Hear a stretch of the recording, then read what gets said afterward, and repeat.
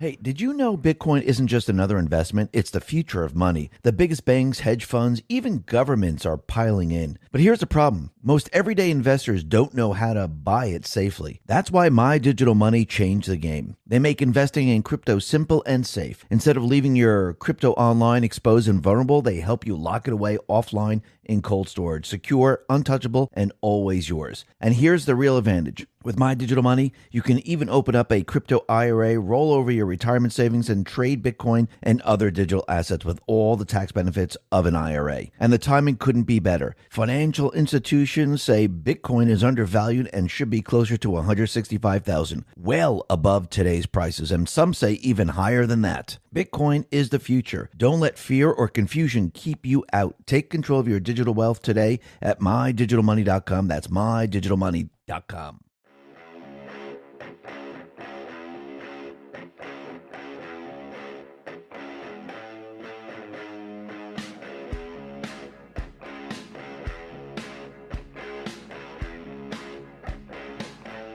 Hi, and welcome to the X22 Report Spotlight. Today we have a new guest, Dr. Shannon Kroner. Dr. Kroner has a passion for writing children's books that emphasize truth and freedom. She has a doctorate in clinical psychology, a master's in special education, and a bachelor's in English literature. Dr. Kroner has dedicated much of her career to assisting children with disabilities in a therapeutic capacity. She's the author of the award-winning best-selling children's book, I'm Unvaccinated and That's Okay, and her latest book, Let's Be Critical Thinkers, which I think is very important. I'll be putting all the links at the bottom of the video, and I am very happy and honored to have Dr. Kroner on the X22 Report Spotlight. Dr. Kroner, welcome to the Spotlight.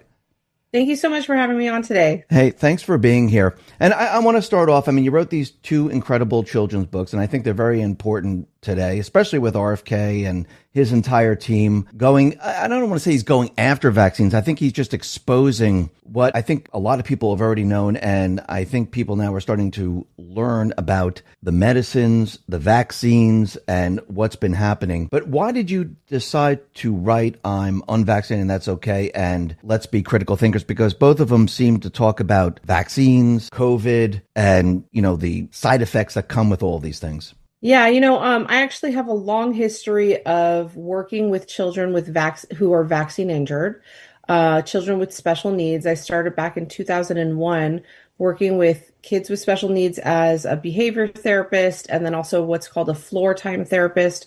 So that's kind of someone who really kind of teaches appropriate play therapy for kids who may, be on the autism spectrum. And so during that time in the early 2000s, part of my role was to, do an intake with new families. And so every time I would meet a new family, I would ask, how was your pregnancy? How was labor and delivery? Were there any complications? Has your child been meeting, what milestones has your child been meeting? And it was almost every single time that I would get the same story from completely different families that their labor was fine, delivery was fine, the child was meeting milestones until a round of shots. And then once they got, sometimes it happened immediately that there was some kind of reaction, high fever, seizures, brain swelling, and then other times it was more of a mild reaction. And then over time they would do more vaccines and get more reactions. And so, but it was always the same story. It always went back to vaccines, was that my child was fine and then they weren't. And then they started to lose, speech or making eye contact, and, became really sensitive to sound, sensitive to light. And it was always the same story. And so that's really kind of how I first started to look into vaccines and think like there's got to be some kind of connection here between vaccines and autism. But at that time in the early 2000s, I really kind of thought that it was more of I thought that it was more of the schedule because there are so many vaccines given at once. And, today a child receives up to close to 70, it's over 70 vaccines from the day of birth to the time they turn 18. And so at the time, I really thought it was too many vaccines at once. And I did not realize that every single vaccine comes with risk. And so that kind of started to wake me up. But then in 2009, during the whole swine flu pandemic that we saw, which was definitely not as crazy as COVID, but it was still, on all of the news outlets and stuff. During that time, I was pregnant with my first child, and I was 12 weeks pregnant when my doctor had said to me, I really need to get the swine flu shot and the flu shot. And then I declined getting the swine flu shot because I felt that I didn't know enough about it. I had already started researching vaccines, so I was somewhat aware about vaccine dangers. But again, I thought it was more of like combined. And so my doctor said, well, if I'm not going to do the swine flu shot, then to do the flu shot. And the one that they had was preservative free. So it was, a very clean vaccine, no toxins. It was safer. And that doctor was able to convince me to get the flu shot at 12 weeks pregnant. And then very soon after, I actually ended up in the ER profusely leaking amniotic fluid.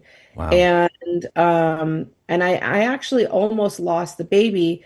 I went to my OB and he had said that, there was still a very strong heartbeat, but I had lost 95% of my amniotic fluid.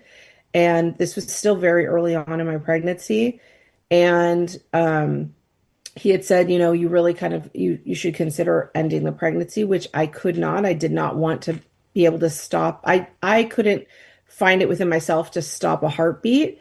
So I went and got another opinion. The other opinion said, you've lost 95% of your amniotic fluid. There's really no chance of survival. That wasn't good enough for me. I'm a very stubborn woman. So I went for another opinion and another, trying to find someone that would just tell me something positive. I never got that. And so I decided to do my own research. And I figured if my body was able to make amniotic fluid once before, it can make it again. And as long as there's still a heartbeat, there's still a chance. And so I actually put myself on bed rest and I drank a lot of water to stay hydrated. Nothing dangerous, but enough to stay hydrated. And by week 20, my amniotic fluid was back to 100%, and I was able to carry full term. And today I have an amazing 15-year-old who is taller than I am and smart and funny and just a really great kid. But, that was a real wake up call, is experiencing my own vaccine injury, which really kind of threw me into the whole, vaccine fight. I'm also in California, where we have the Wow. strictest vaccine mandate laws in the nation. Children in California cannot go to school at all. They can't go to private school or public school if they are missing just a single vaccine. We lost our religious exemptions and personal belief exemptions in 2015, and we lost our medical exemptions in 2019, along with Gavin Newsom threatening doctors that if they were to write a medical exemption, they could risk losing their license. So that's my vaccine story. That's kind of how where I am today.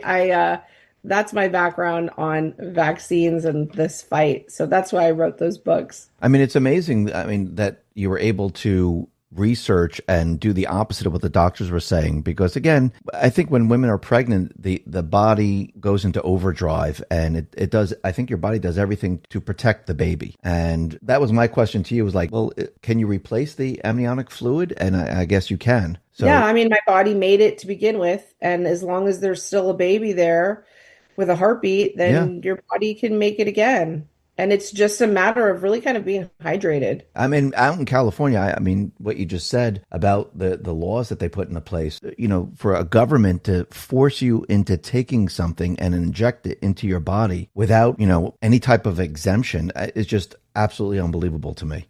And Yeah, I we mean, have there zero exemptions in California for children. I know so many families who actually have left California just so that they could send their children to school. In California, the only option we have for school, if a child is missing just even one vaccine, is homeschool, which is great.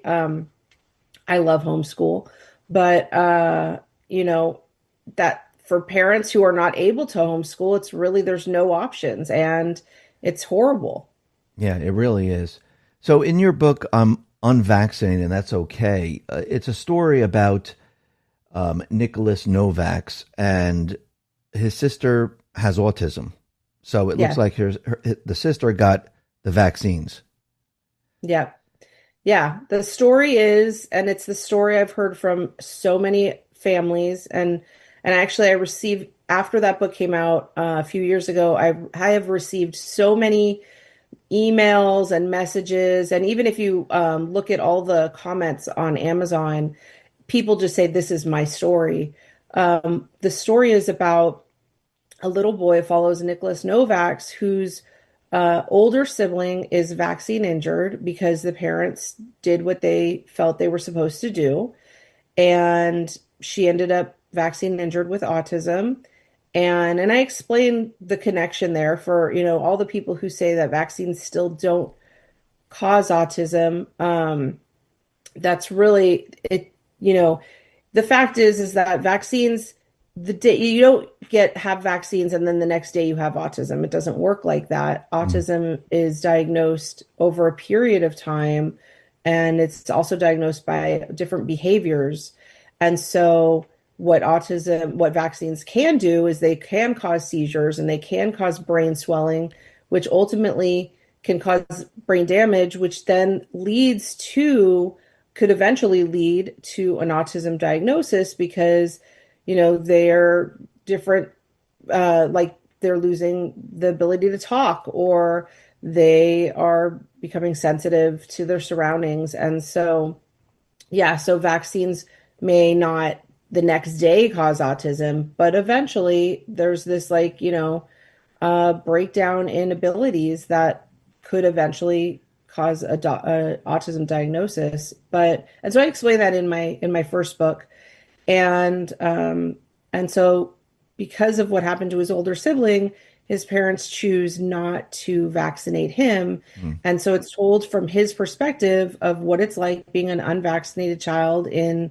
today's world with so many pressures and, people judging him and the reasons why his parents chose not to vaccinate him being that there's zero liability. You can't sue the pharmaceutical companies. And you can't sue your doctor if there's an injury. And he talks about how the vaccine schedule and vaccines, they are made for like one size fits all, when in fact, kids are not one size fits all. Adults, nobody is one size fits all when it comes to medication. Right. And so, and he explains that. And then he also talks, and it's a very child friendly, it's a children's book. So it's made for really anybody to understand. And he talks about the different ingredients that are concerning, such as formaldehyde and aluminum and, all the other kind of different junk that's in vaccines that can be considered toxic. And it's very interesting that, I mean, since your books came out, RFK and Trump, the entire team, they're talking about Tylenol. And I think it's very interesting that they started off, they didn't go right to vaccines like, oh, you know what? Stop taking the vaccines. They started with Tylenol. Why do you think they started there? Well, so, Tylenol has kind of been on my radar for many years because the fact is that when someone takes, so our bodies have what's called glutathione. It's a master, it helps to detox. Hmm. It's what helps our bodies detox from toxins. And everybody has glutathione in their cells, and we need it. And so what happens is when someone takes Tylenol then depletes glutathione. And so you really don't want to give Tylenol to a woman who's pregnant because it can actually Tylenol's been acetaminophen has been found in the cord blood. And then if you're giving Tylenol to a child who's being vaccinated, and a lot of parents or a lot of doctors suggest to parents that they should either give Tylenol prior to vaccines or immediately after to prevent fever. Well, what's happening is when you introduce Tylenol close to vaccines, then your body then is getting depleted of glutathione, and the child is not able to actually detox from the toxins that are necessary to be detoxed. It's actually lowering the ability to do that, which can then, cause the fact is that, vaccine, there's aluminum in vaccines. And if you're not able to detox aluminum from your body, then it can cross the blood-brain barrier, stay in the brain, cause a whole host of other problems. And so really Tylenol, it's not the only cause of autism, but there is this link between giving Tylenol and there's so many studies on this. The studies go back all the way to I think it's 2008 is one of the earliest studies on Tylenol and autism and ADHD. And so yeah, I mean it just causes the body not to be able to detox in the way that it really should be able to. So do you think it's the aluminum that's causing the autism? You know what's interesting? Headlines everywhere talk about Ozempic and similar miracle weight loss shots. But what most people don't realize is this. A major analysis just found that people who stop taking these injections gain nearly all their weight back within a year. That's the catch. These drugs only work while you're on them. They're expensive, and the moment you stop, your body fights back. This is why I use this new product, and I'm obsessed with how it makes my body look. GLP-1 Elevate helps my body naturally trigger the same hunger-controlling, craving-reducing signals that Ozempic would, but without needles, prescriptions, or side effects. It promotes safety and fullness, helps reduce hunger hormones, supports fat loss instead of muscle loss, and even helps maintain healthy blood sugar levels so that I finally get results that last. Grab a bag of BioTrust GLP-1 for 40% off and start experiencing real results only at Trim with X22.com. Plus, they have a promotion right now that includes a 60-day satisfaction guarantee with every order and free expedited shipping on subscriptions. Once again, that site is Trim with X22.com, or just click the link in the description. Autism, or do you think it's a lot more than that? I think there's a whole host of different things that are causing, autism. I mean, it's definitely an environmental thing, and it could be, there's so many different things. And there's so many, not only that, but there's carcinogens in our vaccines. That's why I think there's such a high incidence of childhood cancers right now. There's so many things that are toxic in vaccines. Polysorbate, formaldehyde is a carcinogen. Aluminum. I know that Secretary Kennedy has done a lot of work to get mercury out of vaccines, which is great. And that and I agree, with separating them. The fact is that every single vaccine comes with risk, and really, it's kind of like you got to weigh your risks, and so if you're going to get your children vaccinated, I do believe it's very important to really space them out, like President Trump has suggested.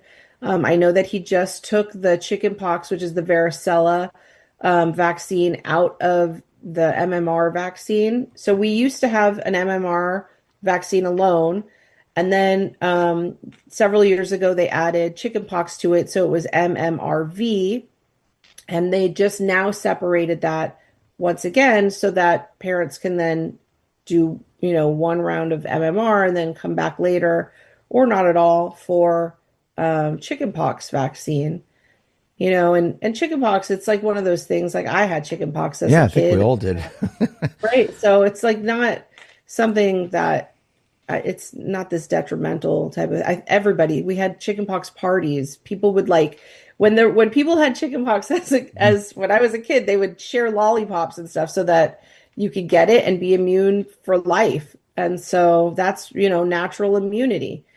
And but I do agree, it's really interesting, when solid foods are introduced to a baby, the doctor always says do one solid food for so many days to see if there's an allergic reaction. Mm-hmm. Well, I totally agree that with that in terms of vaccines, if you are going to vaccinate, why not just do one at a time, see if there's a reaction, and then, if there's not, okay, great. But if there is, then to avoid it next time. Yeah, it is amazing to me that, with a baby, they introduce things very, very slowly. But with the vaccines, here, we can give it to you all at once and don't worry about it. The thinking is kind of off. Oh, absolutely. Absolutely. And, doctors get a kickback if all their patients are fully vaccinated. So there's definitely, financial incentives there. And the pharmaceutical companies are making tons of money. Hmm. It's a, billion-dollar industry. So there's a lot of money behind that. Even in marketing vaccines, the US and New Zealand are the only countries where, um, you know, vaccines, medication stuff are able to be advertised on TV. So there's a lot of money in all of that. Yeah, there really is. And it reminds me of like when COVID was here and they were telling everyone to get a vaccine. And to me, I thought like, okay, everyone's just driving up to a tent, sticking out their arms, putting a needle in their arm, but nobody knows what medication you're on. Nobody knows anything about your health. Nobody knows about anything. And this vaccine has been around for like 3, 4 days Yeah. and everyone's just trusting it. Yeah. And I talk about that in my newest book, Let's Be Critical Thinkers. With a new book that is just coming out. It follows a little girl. Her name is Darlene Data, and she wants to be an investigative journalist when she grows up. So she uses all the policies that were imposed on us throughout the pandemic to really teach the reader how to be a critical thinker, how to spot propaganda, to understand what propaganda is and why it's even used. And then she also speaks about censorship that, we all saw throughout the pandemic. And then she also talks about informed consent and the importance of informed consent, because really, when it came to vaccines throughout the pandemic, we had zero informed consent. And just like you said, people were just, going up, rolling up their sleeves, getting a vaccine, or, it's not even really a vaccine. They actually had to change the definition of Yeah. vaccine during the pandemic in order to call this a vaccine. But they were getting the COVID shot without any informed consent, any knowledge what's in it, and there was really zero critical thinking skills there for those who were just kind of falling in line, putting on a mask, wearing a mask, go walking into a restaurant, then sitting down and be able to take off the mask and eat your food. There's no critical thinking there. No. People driving alone in their car wearing a mask, scared of the world, and standing 6 feet apart. And my book, from a very child-friendly perspective, tells really the story of the pandemic. It's almost kind of like a really great snapshot of the history that we all went through. And, my goal is to inform kids and empower kids so that that never happens again. Yeah, and I agree with that. I mean, I think the children, as they grow up, they're going to look back in time and go, what were you thinking back then? I mean, did you really think? I mean, when you look, like everyone was wearing a mask, and we know that all this stuff doesn't work. I mean, if we look back in time and we look at, medicine going back to the 1700s, 1800s, or even further back than that, where they said, okay, you have a virus, you have something wrong with you. Let me just cut you open and drain your blood. That should cure you. That will get the disease out. I mean, we look back now and we say that's ridiculous. That won't work. I think people are going to look back during this period of COVID and even the vaccines probably and saying, what was everyone doing back then? It doesn't even make sense. Yeah. Yeah. And I mean, I hope that my books help with that. My goal with my children's books is really to empower children, to help them, be brave and get the information so that they can kind of stand up for themselves, because we saw a lot of bullying throughout the pandemic. We still see it today, Yeah. bullying with vaccines, flu season's coming now, and so many kids are being told go get your flu shot, and it's in school, kids are being told by the school nurse get your flu shot. And we saw during the pandemic, kids were being bullied by even family members. You can't come to Thanksgiving or Christmas or whatever unless you're vaccinated. And so my goal with my books are really to just empower children and just, get them to kind of start thinking for themselves and think outside of the box. And, I want this generation of children to be really free thinkers. And so I hope that my books help with that. So, what do you say to people that say, well, if you're not vaccinated, you're going to get us all sick? I mean, this is what that's what they continually say, especially with COVID. You're going to kill grandma. You got to get vaccinated. Even with the everyday vaccines that we have today, with the flu and everything else, they still say the same thing. Well, and actually my newest book talks about that. If they've been vaccinated and they have full faith in the whole vaccine system, then their vaccine should be working to protect them. So what are they scared of? What are they worried about? If I'm not vaccinated, but they are, then there shouldn't be an issue, right? That's correct. Yes, but that's, I mean, it's funny because during COVID they used, you have to protect yourself, you have to stop the spread, and it's funny that what we've come to learn is that the opposite actually happened. The COVID vaccine didn't do any of those things. Right. So Yeah. that It was a didn't whole work. And lie. they didn't work and they caused a lot more harm than, they should have. And I personally know a lot of people who have been harmed by the COVID shot. Yeah. I have a family member who is now on blood thinners for life because of, he was in his 30s. He ended up with blood clots. One of my own doctors, actually super healthy doctor in his 50s, uh, ended up getting the COVID shot, several times and boosters, and he ended up dying of a heart attack while riding his bike. Um, a friend of mine, they now have a young man. He now has a pacemaker because of the COVID shot. So, I mean, I know so many of these people and I hear all these stories as well, but I think that people are waking up to the dangers of vaccines because everybody now knows someone who's been injured. Hmm.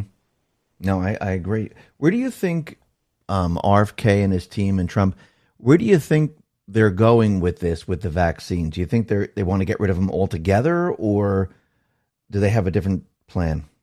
I don't believe that. I don't believe that they would just kind of get rid of them altogether. But I do think that they are trying to work on the vaccine schedule to make it safer. None of the vaccines have ever been tested in combination, and yet we give vaccines in combination all the time. And so sometimes kids will go and get like 5 shots at a time, and none of those shots have been tested together to see what the reaction would be. And I know that they're right now really kind of working on the hepatitis B shot. The hepatitis B shot is actually given on day one of life. So that's where it's recommended. And yet, hepatitis B, it is a sexually transmitted disease. It can also be contracted through sharing needles if you're doing drugs. But a child has really zero chance of getting hepatitis B, especially since it's somewhere like around 88% of pregnant women are actually screened for hepatitis B while pregnant.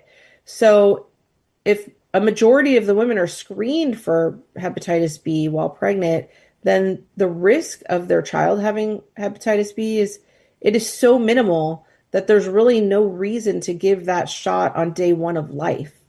And so I think that that's probably one of the next things that they're going to be working on is to move that. And I know that President Trump did say that, he did suggest that giving the hepatitis B later on when a child is getting to be, closer to an age where they would be sexually active. And so, I think that that's a really great move in the right direction. Part of me, I mean, this is just a theory, with all the different vaccines, so the pharmaceutical companies they can't be sued, but this way nobody can really see how the autism and how the medical issues come up. I feel like they're giving the vaccines in a group, and one vaccine has a little part, another vaccine has a little part, this vaccine has a little part, and when they all come together, it causes the problems, because it'd be Yeah. very simple to separate everything. Yeah, I mean, I think that that is definitely something like the combination of all of them it's overwhelming. It's overwhelming to any child. And again, it is a one size fits all vaccine schedule. So for instance, let's say, you know, like for instance, let's take the hepatitis B vaccine. Hmm. If you choose not to give your child the hepatitis B vaccine on day one, that same vaccine is the one that's used for both a 7-pound child or a teenager who decides to get the hepatitis B vaccine. Wow. So, there's really no difference in them. And so it's really kind of this one size fits all, which makes it really dangerous. And it's kind of every vaccine has risk. And so you really kind of have to consider what the risks are. And like I mentioned earlier, like with chickenpox, is that really a risk there? Um, you know, I had chickenpox. Every one of my friends had chickenpox as a kid. I So, mean, you could throw measles into that too. I mean, there was a whole show on the Brady Bunch showing everyone getting measles. And, back in the day, people, oh, yeah, you got the measles, you got the chicken pox. Okay. Now you had it. Now you're good to go. And I think they're just making a very big deal over all these different, or scaring everyone over these different type of illnesses that you can get. absolutely. Yeah, absolutely. And it's unfortunate because we're seeing these rates of autism and ADHD just they're soaring. The number of kids who are being diagnosed with, autism and ADHD, it's more than ever before. And then it's kind of this like vicious cycle because then once a child gets the ADHD diagnosis, then they're put on medication often, and now they're on medication, which causes more issues. Hmm. And so it's just this like vicious cycle. And I love what Secretary Kennedy and President Trump are doing because they really are, trying to make our children healthy again. We have children are so unhealthy today. And it's not just vaccines, but it's also like our food products and the air and the water, it's everything. And so I really am so grateful and appreciative to what, the two of them are doing and their whole team in DC. Yeah. I'm in today's world, we should have the healthiest children, with all the technology and, the medicines. But the thing with the medicines is that the pharmaceutical companies, I mean, when was the last time they came up with a cure? They haven't cured Right. anything. So I feel like, what was that? I said that's true. They want, it's patients for life. Yes. And I feel like And yeah, that's what the vaccines give them. that's exactly right. I was just going to say I believe it was Johnson and Johnson. I could be wrong, but one of the vaccine manufacturers then came out with a heart medication just after. So, Yeah. give the And, vaccine and then now the person has heart problems and okay, well, now we have the medication for your heart problems.